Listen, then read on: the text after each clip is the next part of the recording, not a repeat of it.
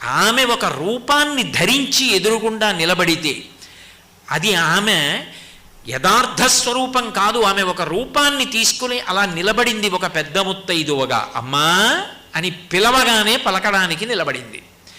అటువంటి దుర్గమ్మ యొక్క 2 అక్షరాలు పలకడం అంత గొప్ప విశేషం. అయితే ఆపద పోవడానికే కాదు సుమా, దుర్గా సప్తశతి అని మార్కండేయ మహర్షి ఇచ్చారు.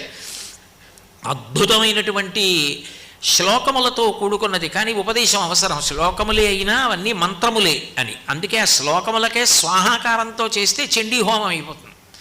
పారాయణ చేస్తే తీర్థం తీసుకుంటారు. సప్తశతి అంత గొప్పది. అసలు లోకంలో ఒక మాట చెప్తారు, పురుషార్థములు 4 కదూ, ధర్మ అర్థ కామ మోక్ష. ఈ 4టిని చెప్పడానికి 700 శ్లోకాలతోనే ఇచ్చారు అంటారు. ధర్మం చెప్పవలసి వచ్చిందనుకోండి 700 శ్లోకాలతో మనుధర్మశాస్త్రం.